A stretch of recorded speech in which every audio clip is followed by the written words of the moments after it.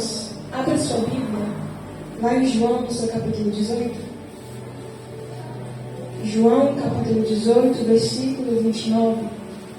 Enquanto você vai folheando a sua Bíblia Sagrada, eu quero nessa noite aqui encerrar minha gratidão ao meu Deus por essa oportunidade. Só o Senhor sabe, aqueles que também são ministros da palavra do Senhor, sabe como nesses últimos dias o inimigo tem lutado para calar os verdadeiros remanescentes nesses últimos dias. Mas para a honra e glória do Senhor, estamos aqui. Para a honra e glória do Senhor, eu estou aqui.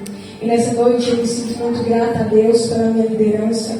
Me sinto muito grata a Deus por esse ministério, porque nós temos visto, igreja, como está a igreja brasileira, não generalizando, mas como está. E somos privilegiados de estar em um ministério como este, que ainda preza pela doutrina. Então, louvo a Deus pela vida do meu pastor, que sempre está ali nos conduzindo ao lugar correto.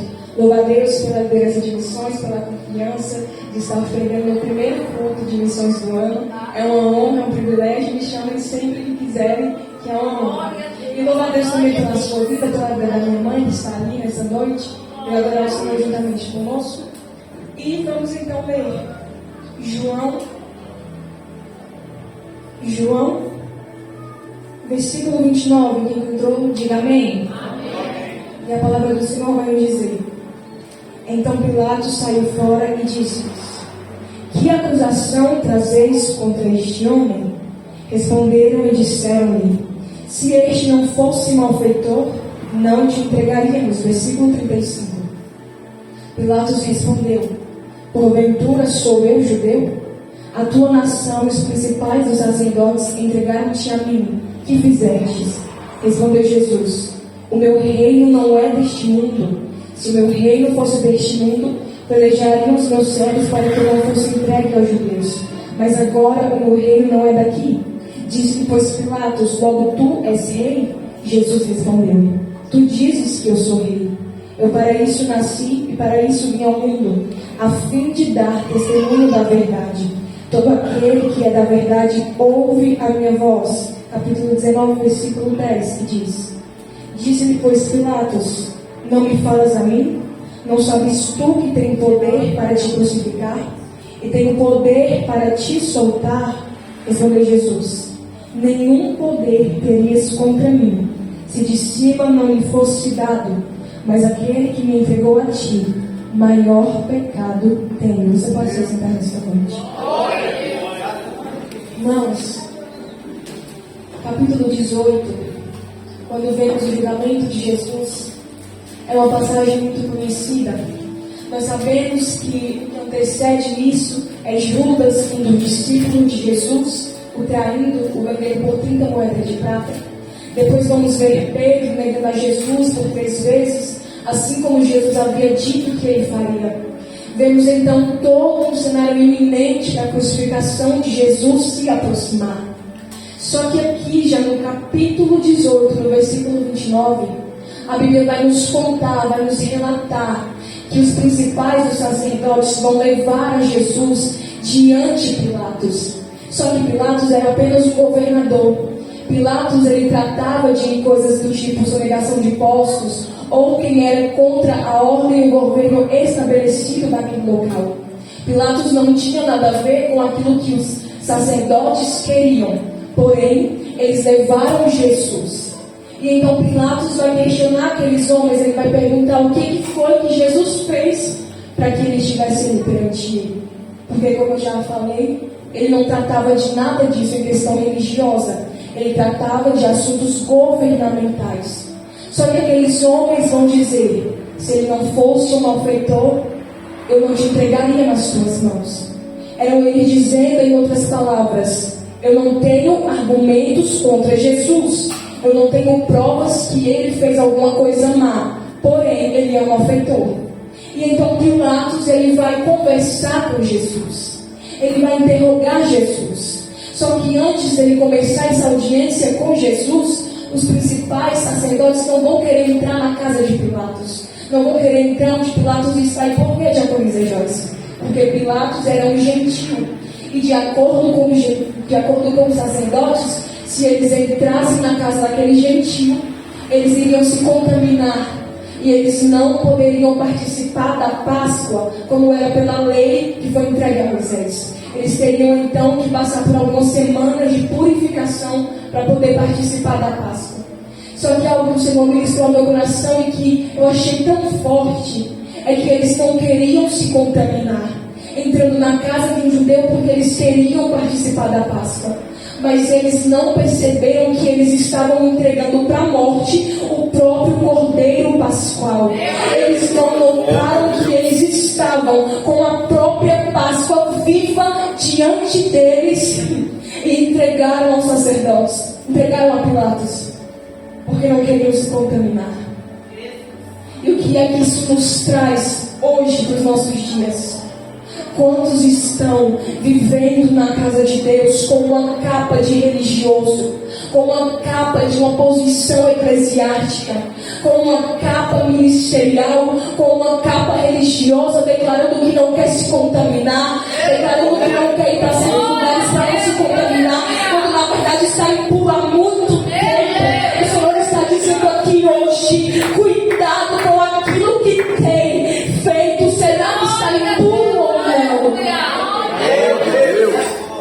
Eles não queriam entrar na casa para não se perverter, para não ficarem impuros, mas já estavam impuros há muito tempo. E algo que eu acho muito interessante é que Pilatos vai questionar a Jesus. Ele vai perguntar a Jesus o que foi que ele fez. Ele vai dizer: eu não sou judeu, mas os principais, os sacerdotes te entregaram. E eles dizem que tu és o rei dos judeus. Era Pilatos tentando compreender, conjecturando eu, era ele tentando compreender por que Jesus estava ali. Qual era a motivação? Qual era o intuito daqueles homens de entregar Jesus perante Pilatos? Só que o que eu acho interessante é que lá em João, no capítulo 8, versículo 44, eu vou ler para você, Jesus vai dizer aos judeus a seguinte frase. Ele vai dizer: vós tendes por pai o diabo e querem satisfazer os desejos de vosso pai. Ele foi homicida desde o princípio e não se firmou na verdade, porque não há verdade nele. Quando profere mentira, fala do que é próprio, porque é mentiroso e é pai da mentira. Jesus estava dizendo aqui em contrapartida: não adianta vestir uma capa de religioso, não adianta dizer que é um sacerdote, não adianta dizer que pertence ao reino, porque basta um olhar de Jesus e ele vai saber a quem pertencemos.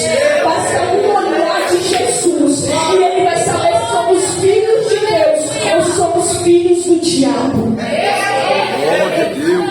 Aqueles homens não tinham argumentos plausíveis para entregar Jesus, mas algo havia acontecido dentro deles. Porque se a gente for parar para analisar, a pergunta é: se eles não achavam que Jesus era o Filho de Deus, se eles não achavam que Jesus era o Cristo, o Messias prometido, por que se incomodavam tanto com a mensagem que Cristo pregava? Por que se incomodavam tanto com a fama de Jesus que corria nas circunvizinhanças? Por que se incomodavam tanto com milagres e libertações que Jesus fazia? Eles podiam até não admitir, eles podiam até negar, mas quando a verdade, uma vez apresentada a nós, é impossível a mentira que habita não se sentir confrontada. É impossível, irmãos, nós ouvirmos a verdade e a mentira ficar ali como no ouvido. Todas as vezes que a verdade, Diaconis, é Jesus. Todas as vezes que a verdade se apresenta em algum lugar, a mentira automaticamente se incomoda. Porque é impossível a verdade e a mentira habitarem juntas. E era por isso que estes homens procuravam prender Jesus.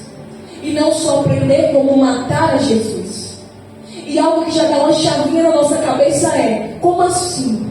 homens que têm posição religiosa de autoridade estão procurando entregar um outro para a morte?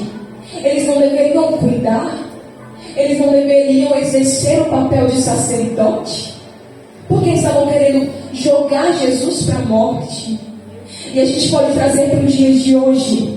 Quantos estão pegando cargos eclesiásticos, autoridades de igreja, de direção de igreja, de presidência, para fazer o mal, para tentar maquinar o mal contra o próximo, para tentar matar inocentes? Mas o Senhor está dizendo aqui hoje, Ele está levantando pessoas sinceras, Ele está levantando pastores retos, sinceros, que vão levantar ao invés de matar. Porque pode até se levantar, meus irmãos, sacerdotes que perseguiam Jesus, que perseguiam o Evangelho, mas em contrapartida, a verdade, quando foi se espalhando, meu Deus, é como uma fagulhazinha de um fogo na palha seca. Não adianta mais, quando pingou um pouquinho, incendiou tudo. O Senhor está dizendo: o diabo pode estar trabalhando, levantando os seus, mas o Senhor também não está parado. Enquanto há demônios trabalhando, há um Deus do céu levantando uma igreja compromissada, há um Deus do céu levantando os verdadeiros. A mensagem de hoje, meus irmãos, foi uma mensagem ao qual o Senhor me quebrou muito durante a semana. E foi algo que foi mencionado pelo diácono Wilson aqui. Muitos estão parando. Muitos estão deixando de exercer os seus ministérios.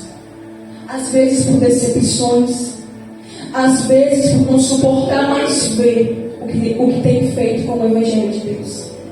Como o nosso pastor sempre fala aqui. Muitos estão fazendo o Evangelho de comércio. Muitos estão vendendo as suas ovelhas. Muitos estão usando o altar do Senhor para profaná-lo. Muitos estão usando as verdades bíblicas, distorcendo elas para agradar o seu próprio eu e manter uma massa dentro da igreja. Mas o Senhor está levantando homens e mulheres que não se corrompem. O Senhor está levantando, e na verdade já levantou aqui dentro, homens e mulheres santos, homens e mulheres que não irão permitir que o diabo venha por seus filhos. Retornando ao texto, Pilatos então vai perguntar: o que tu fizeste? E Jesus vai responder. Ele vai dizer: o meu reino não é deste mundo. E Pilatos já está querendo compreender quem é esse homem. Ele está questionando: tu é rei? Quem é você? Imagine comigo se a palavra de Jesus, quando nós lemos aqui nos dias de hoje, já nos confronta, já começa a tocar nos nossos corações. Imagine Pilatos de frente com a própria palavra. Imagine Pilatos tendo um contato com a própria verdade, cara a cara, olho no olho. Imagine como é que não estava o coração daquele homem tentando compreender quem era aquele homem. Quem era Jesus? E ele vai perguntar, e Jesus vai responder: o meu reino não é daqui. Imagine as engrenagens na cabeça de Pilatos tentando compreender. Ele pensando: meu Deus, e agora? Ele está dizendo, eu perguntei o que ele fez, ele não me respondeu. Eu perguntei se ele era rei, ele disse que o reino dele não é daqui. Então é de onde? De onde que esse homem veio? De onde que esse homem surgiu? E Jesus, com as suas respostas sempre bem elaboradas, que tem o poder de causar em nós um confronto, ele vai dizer que o reino dele não é daqui. E Pilatos vai questionar de novo. Ele vai dizer: logo tu é rei? Aqui nós já podemos imaginar Pilatos já mudando um pouquinho a sua ideia, pensando: se ele é rei, por que ele está aqui nessa situação? Se ele é rei, por que ele está sendo julgado por um simples governador como eu? Se ele é rei, por que ele está aqui nessa situação agora e não reinando? E não em um grande palácio cheio de luxos? Só que a resposta de Jesus nos constrange, porque ele vai dizer: eu vim a este mundo para dar testemunho da verdade. Sabe o que Jesus nos ensina aqui? Pilatos está diante de Jesus. Pilatos está a todo momento tentando entender quem era Jesus. Pilatos está também em contrapartida, zombando de Jesus, ao questionar: tu não é rei? Por que está aqui nessa situação? Tu não é rei? Por que está aqui diante de mim? Só que independente do que Pilatos está dizendo, independente da zombaria, independente das questões que Pilatos levanta, Jesus sabe exatamente para o que ele veio. Jesus não deixa que a situação altere o seu propósito. Jesus não deixa que a situação, que as falácias mudem quem ele é. Ele não permite que as dúvidas de alguém falem sobre quem ele é, porque ele sabia porque ele veio, diaconisa, para dar testemunho da verdade.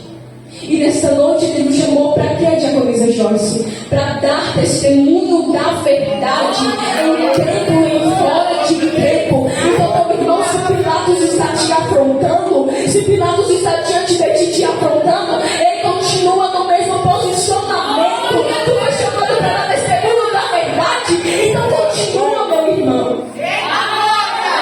Não permita que o diabo tenha poder para usar decepções, frustrações, sentimento de incapacidade.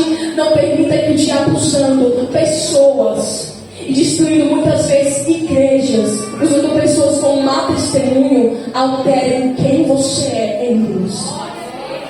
Porque se a gente for parar de servir a Cristo por causa de maus exemplos, nós não vamos permanecer até o fim. E Jesus conta com os seus remanescentes. Jesus conta com homens e mulheres que, quando Pilatos estiver diante deles, ele simplesmente não vai negociar a verdade. Ele não vai negociar aquilo que Jesus se entregou em suas mãos. Então, ei, meu irmão, enquanto Pilatos estiver te apertando, te oprimindo, suporte e permanece. Porque tem honra de Deus para quem permanece no propósito.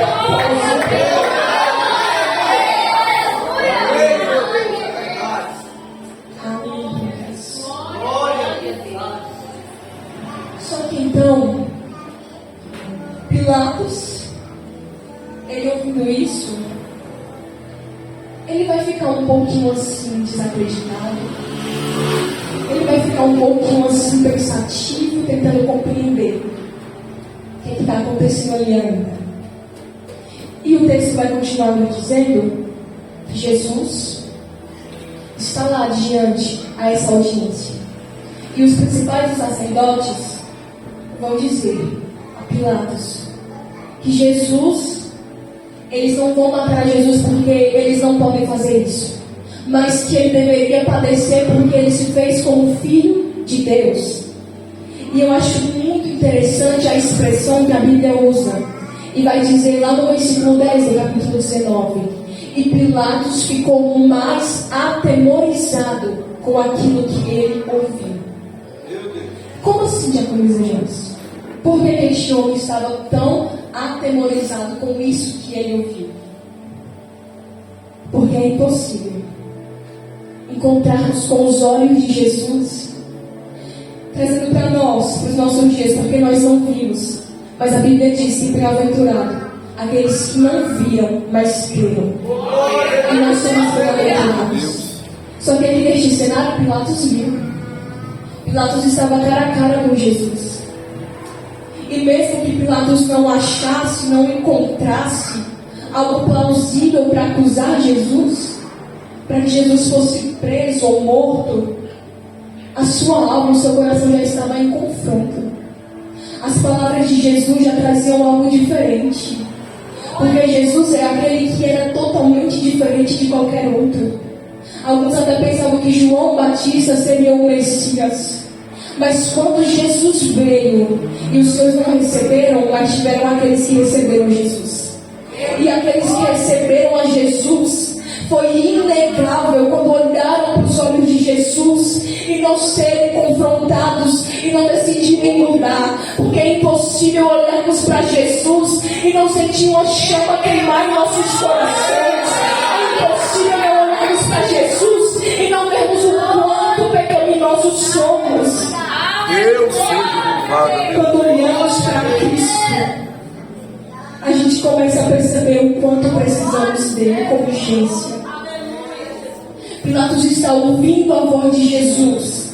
Jesus está conversando com ele ali naquele momento. E eu imagino comigo o coração daquele homem começando a se revirar. E ele tentando entender o que está acontecendo aqui. Quem é este homem que fala tão diferente de qualquer outro? Quem é este homem que até calado me constrange, me confronta? Jesus não precisava nem falar para que a gente pudesse se sentir confrontado pela verdade que ele carregava. Porque ele era a própria verdade. Isso é muito real, meus irmãos. É impossível, eu retorno a frisar, impossível olharmos para o nosso Cristo, para o nosso Salvador, e não enxergarmos o quanto nós precisamos dele com tanta urgência para permanecer em sua presença. Tem momentos que olhamos para nós mesmos e pensamos: meu Deus, se não fosse a tua mão eu nem estaria aqui. Se não fosse a tua mão me levantando, mudando a minha história, me libertando, me transformando, eu não estaria aqui. Aleluia, Jesus. E Pilatos, por mais que não admitisse, estava sentindo algo diferente. E a Bíblia vai dizer que quando ele escuta da boca dos próprios sacerdotes que Jesus dizia que ele era filho de Deus, um grande temor vai se apoderar do coração dele. E ele ficará mais atemorizado ainda, porque ele já estava temeroso. Porque ele sabia que aquele homem não estava falando por falar. Ele sabia que Jesus carregava algo diferente, ele só não queria admitir. Mas dentro de si ele sabia. E quando ele vai ouvir essa verdade, vai crescer ainda mais o temor em seu coração. Só que a Bíblia vai nos dizer, lá em Mateus, no capítulo 27, a multidão vai estar ali, clamando para que Jesus seja crucificado. E pela tradição da Páscoa, era comum eles libertarem algum dos presos. E neste cenário vamos ter Jesus e Barrabás. Só que a multidão que estava ali vai gritar: crucifica-o. Só que não é para Barrabás, é para Jesus. E imagine comigo, poderia até mesmo conjecturando, poderia até mesmo ter pessoas naquela multidão que Jesus ajudou. Poderia até mesmo naquela multidão ter pessoas que Jesus curou, que Jesus libertou, que Jesus transformou. Só que agora aquelas pessoas estão olhando para Cristo e clamando: crucificam. Em outras palavras, eles estavam clamando por sangue inocente. E quantos nos dias de hoje estão derramando sangue inocente? A Bíblia vai dizer lá em Mateus que Pilatos, vendo que aquela multidão estava ali se atumultuando, ficando um negócio bagunçado, ele vai lavar suas mãos.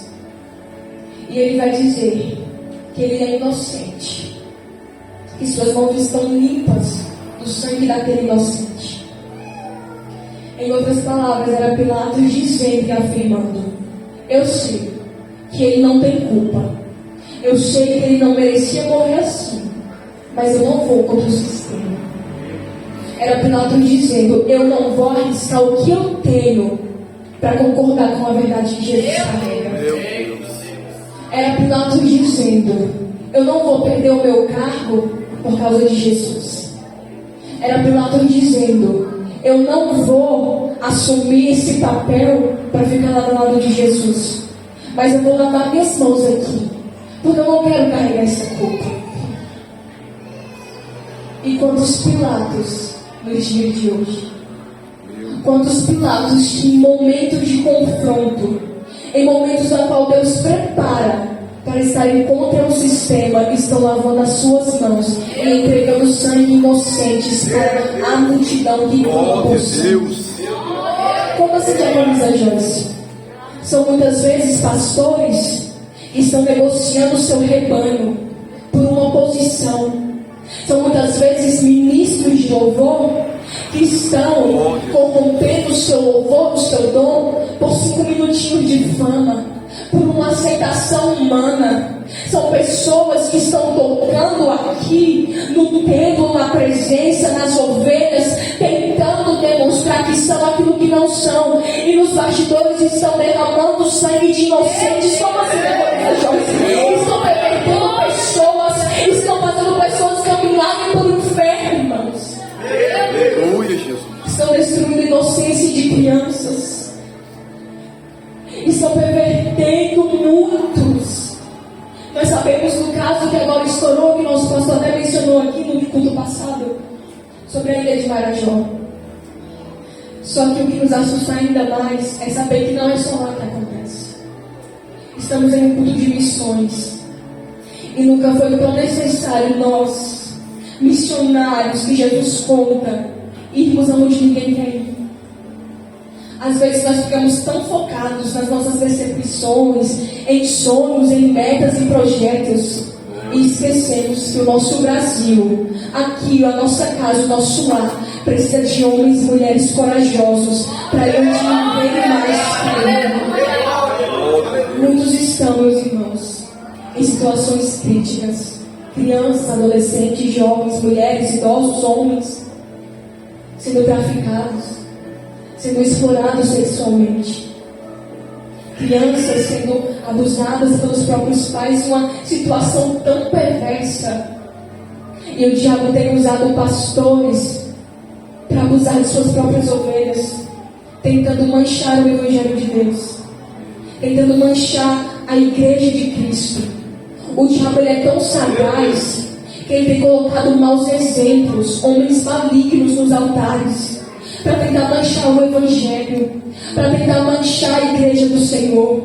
Mas Deus está dizendo aqui para nós que daqui da IPV está sendo gerado homens e mulheres, meus irmãos, que não vão se assentar em mesas de homens perversos, que não vão aceitar e vender os ministérios. Homens e mulheres que são posicionados na verdade, que vão crescer na verdade e permanecer na verdade. Algo que o Senhor me falou no coração muito forte é que Ele tem honra para a IPV. Que o Senhor vai prosperar o nosso ministério. Que o Senhor vai fazer o tempo do jeitinho que Ele gerou no coração do nosso pastor. Que o Senhor vai prosperar. E eu falo de modo físico, não só espiritual. Que o Senhor irá prosperar. Só que o diferencial será quando a IPV estiver no seu momento de honra. A IPV não vai se corromper como outros ministérios que começaram certos, mas se corromperam. A IPV vai crescer na verdade, vai ser como Timóteo, permanece na verdade, pretendendo em fora de tempo, largação da doutrina, assim permaneceremos. O Senhor não permitirá que aqui na IPV se levantem homens perversos, porque assim que se levantarem, Jesus já vai cortar, porque aqui vai ser diferente. Em momento de honra, permaneceremos no mesmo posicionamento. Jesus quer pessoas posicionadas, e quando a honra de Deus vir, permanece no mesmo posicionamento. O apóstolo Paulo, quando foi aconselhar o jovem Timóteo, disse que nos últimos tempos não suportariam mais a sã doutrina. E temos visto isso nas igrejas. Igrejas, templos que se dizem do Senhor, mas que não suportam mais as verdades bíblicas. A palavra do Senhor tem se tornado insuportável até para aqueles que se dizem cristãos. Aquilo que Jesus exige de nós, porque Ele exige sim a renúncia, para muitos tem sido insuportável. Só que Jesus está dizendo para todo Pilatos que quer entregar sangue inocente, para todo Pilatos que está lavando as mãos e entregando o sangue inocente, tem um Jesus que vai encontrá-lo no juízo final. E na justiça de Deus final. Às vezes nosso coração dói, irmãos, de vermos tantas coisas acontecendo no meio do povo de Deus. Às vezes a gente pensa, meu Deus, onde é que vai parar? E não vamos levar para outros lugares, outros países, vamos focar aqui no nosso. Quantas igrejas brasileiras estão se pervertendo, querendo comercializar o Evangelho de Jesus? Como o nosso pastor falou, querendo comercializar até mesmo o rebanho. Meu Deus. É um cenário caótico, mas que foi descrito por Jesus em sua palavra. Então a palavra hoje é: não desanime pelos maus exemplos. Permanece, Timóteo. Eu acho que Paulo vai dizer que o jovem Timóteo não tinha uma fé fingida, que foi uma fé que primeiro habitou na sua avó Eunice, na sua mãe Cloide. Não sei se eu troquei os nomes, irmãos, mas primeiro habitou em sua mãe, em sua avó, e depois passou para ele. Sabe o que Jesus está dizendo? Aqui na MPV, primeiro habitou no pastor Luciano, depois foi passando para sua esposa, depois foi passando para o corpo de obreiros, depois para o membro, para as crianças, para os jovens, depois foi incendiando a casa inteira. Então o Senhor está dizendo: permanece. Não abandone o Evangelho por causa de maus exemplos. E aqui o texto continua dizendo, Jesus vai dizer: aquele que ouve, aquele que é da verdade, ouve a minha voz. Agora isso aqui pega um pouquinho a gente. Aquele que é da verdade, ouve a minha voz. Quando Jesus afirma isso e faz essa declaração, isso nos faz pensar: a quem eu estou ouvindo? Porque de acordo com quem eu escuto, de acordo com quem eu estou ouvindo, demonstra, significa e mostra a quem eu pertenço. A quem eu estou ouvindo vai demonstrar a quem eu estou pertencendo. Os sacerdotes escutaram a voz de Deus ou a voz do diabo? Jesus está dizendo aqui que o pai da mentira é o diabo. Os sacerdotes estavam fazendo o quê? Mentira. Então, se há pessoas na casa do Senhor que se dizem que são de Jesus, mas estão vivendo na prática da mentira, a quem pertence? Porque Jesus diz: aquele que é da verdade ouve a minha voz. Mas é impossível eu ser da verdade, eu falar que escuto a voz de Jesus e eu estar vivendo uma vida de mentiras. Quem é mentiroso? É eu ou é Jesus? Porque não foi A ou B que falou isso, foi o próprio Cristo. E não foi em um sinédrio de pregações. E não foi para a multidão, ele está dizendo para um homem, para Pilatos: quem ouve a verdade, quem segue a verdade, quem é da verdade, ouve a minha voz. Mas e quando olhamos para tantas igrejas, tantos templos, tantos lugares, e Jesus nem passa mais perto? A quem essas pessoas estão ouvindo? A quem nós, agora vamos trazer para nós mesmos, quem eu estou ouvindo? Quem você está ouvindo? Se eu fico ali mentindo um pouquinho, por menor que seja a mentira, a verdade já não habita em mim. E quem é a verdade, Diaconisa Joyce, como você bem mencionou? Jesus. E se a mentira é em mim, Jesus não vai dividir esse tempo com a mentira. Jesus, ele é tão completo em si próprio que ele não precisa de mendigar nada de mim, de você. Ele quer nós por completo. Não há divisão entre mentira e verdade. Não há meias verdades. Ou é verdade ou é mentira. E aí? A quem pertencemos? A quem ouvimos? Pilatos vai então continuar ali ouvindo Jesus. Sabe, chega esse momento que ele vai entregar Jesus. Ele vai entregar Jesus à multidão. E agora, algo que constrange muito ao meu coração, irmãos, é quando podemos imaginar Jesus e Barrabás, um perto do outro. Imagine como se fosse uma multidão aqui. Jesus era um homem inocente. E de acordo com alguns estudiosos, Pilatos, ele pertencia a grupos rebeldes, que eram assassinos, ladrão, salteador, era um homem mau caráter. E a morte de cruz era uma das punições mais severas daquele tempo. Era uma das punições mais severas e também de caráter humilhante. Porque era humilhante alguém morrer numa morte de cruz. E era uma das piores torturas. Então era pra gente bem ruim mesmo. E imagine, Jesus, aquele que desceu do trono, se fez homem por mim e por você, que ajudou tantas pessoas enquanto iniciou o seu ministério, está diante agora de uma multidão de pessoas que está preferindo condenar alguém que é inocente e libertar alguém que é cheio de culpas. Meu Deus. Barrabás merecia a morte de cruz, sim ou não? Ele merecia. Só que quando nós entendemos que nós somos Barrabás, a chavinha muda. Porque se a gente for parar para pensar, se fôssemos nós e Jesus, quem mereceria a morte de cruz? Seria ele ou nós? Seríamos nós. E imagine Barrabás olhando para Jesus, porque como eu falei, só a presença de Jesus em silêncio nos confronta. Imagine Barrabás tentando compreender por que eles querem que esse homem inocente morra e eu seja livre. Eu mereço, ele não.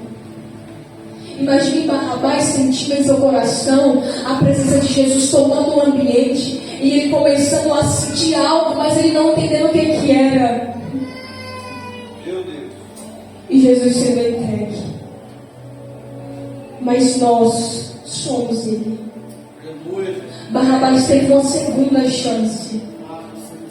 E Jesus está dizendo para nós aqui hoje, nós também tivemos uma segunda chance. Deus. E o que é que nós estamos fazendo com a segunda chance que Deus nos entregou? Porque Deus Pai, entregou o Deus Filho, Jesus. E Jesus morreu para que o Espírito Santo pudesse habitar em nós. Para não ser mais Jesus do nosso lado, mas Jesus dentro de nós. E o que será que nós estamos fazendo com a segunda chance? Ei, Barrabás, o que tu está fazendo com a segunda chance? O que eu estou fazendo com a segunda chance que Jesus lhe deu?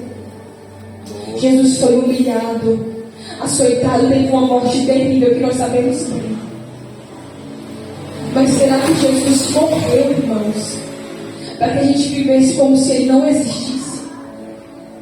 Será que Jesus morreu para que quando ele nos colocasse em uma posição de honra, a gente viesse vender aquilo que ele nos entregou?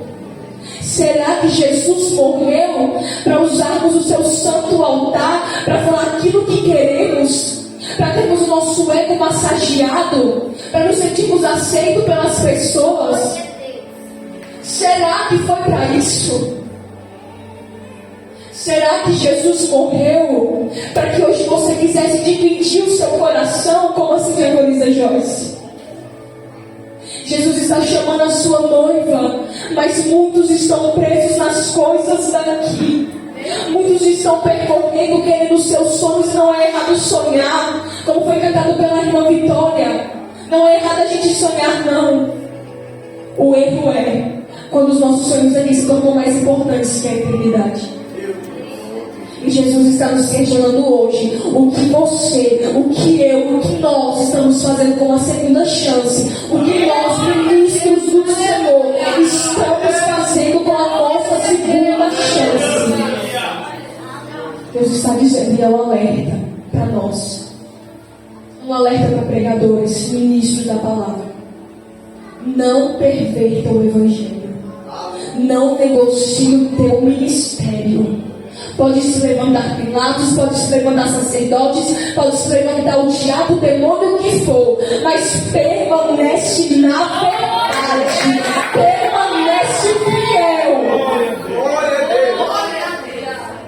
necessidade, permanecemos fiéis. O diabo está todo o tempo, irmãos, cirandando ministérios como este. Porque eu creio, irmãos, que não só é a MPV, mas eu sei que há outros pastores, outras igrejas que prezam pela essa doutrina, por mais raro que seja a gente encontrar. Mas o Senhor está nos alertando aqui hoje como igreja, como noiva. Não venda, não se corrompa, não se misture.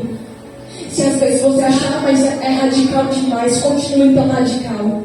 É melhor ser chamado de radical e ir para o céu do que alargar um pouquinho as portas, deixar as pessoas entrarem com bagagem e você e uma multidão de pessoas para o inferno.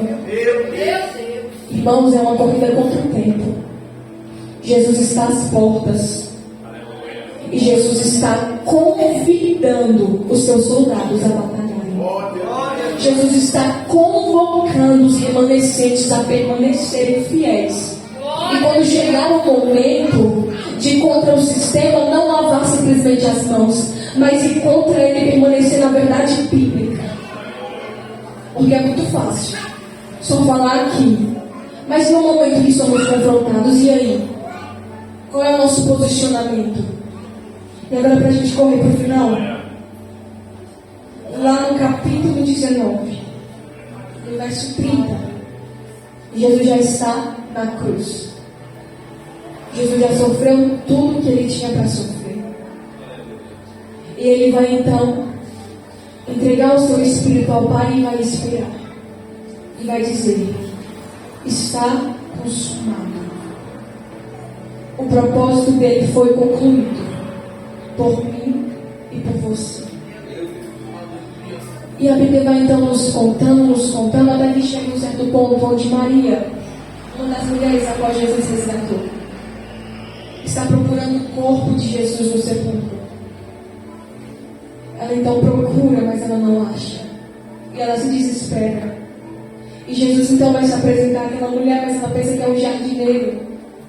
Só que o que eu acho lindo e que constrange o meu ser é que Jesus vai chamá-la pelo nome e vai dizer Maria. E quando ele diz Maria, a Bíblia nos diz que ela já responde a ele Rabone, que quer dizer mestre. Sabe o que Jesus está dizendo para alguém aqui hoje? Hoje ele te chama pelo nome. E aqueles que não chamam mais pelo nome, ele está convocando hoje. Por que eu vou dizer como assim? Irmão, chamar pelo nome significa intimidade. É relacionamento. Não é ele querendo chamar você pelo cargo, não é ele chamando o presbítero Jefferson, não é ele chamando Jefferson, não é ele chamando o pastor Luciano, é ele chamando Luciano, não é ele chamando Diaconisa Joyce, é ele chamando Joyce. Ele quer relacionamento com sua igreja, ele quer intimidade, e hoje ele chama aqueles que estão distantes.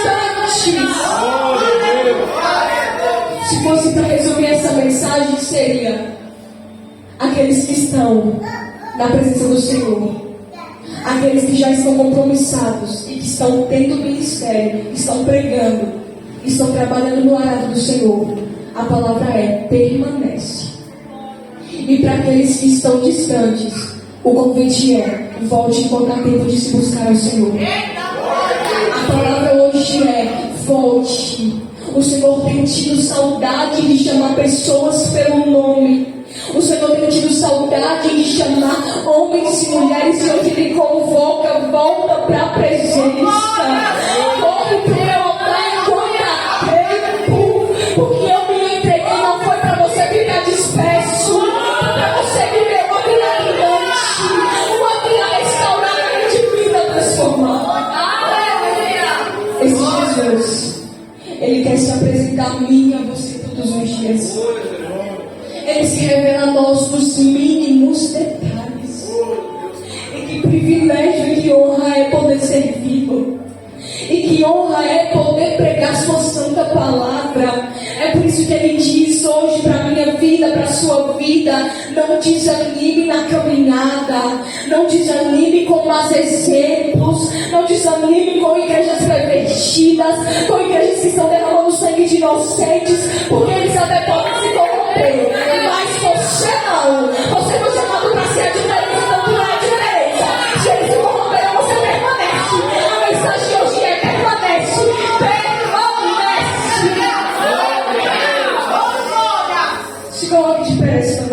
Glória